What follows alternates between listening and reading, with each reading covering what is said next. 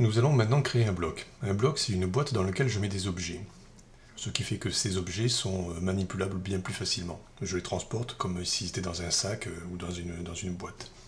Alors par exemple ici, ma planche elle est bien jolie, mais elle fait quand même 10 objets. Si lors d'une copie plus ultérieure, j'oublie quelques objets, la hachure par exemple, bon, il va falloir que je me fasse des manipulations complémentaires. Alors il y a deux méthodes. Une méthode très rapide et une méthode un peu plus longue, mais plus conventionnelle, on va dire. La méthode la plus rapide, c'est celle-ci. Vous faites CTRL Maj C pour copier.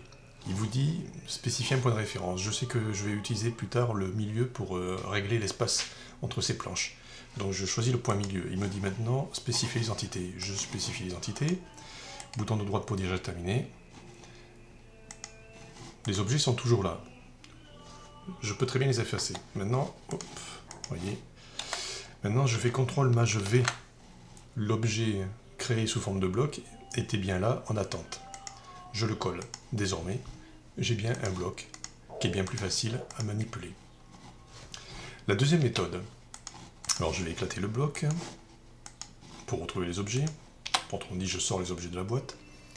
L'autre méthode, c'est tout simplement de faire appel à la commande bloc.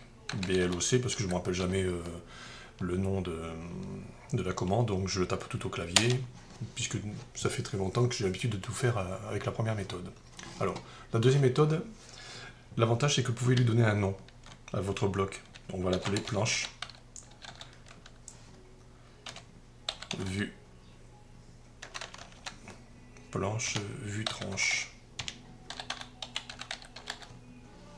Voilà. Sélectionner les objets dans la zone graphique, je sélectionne.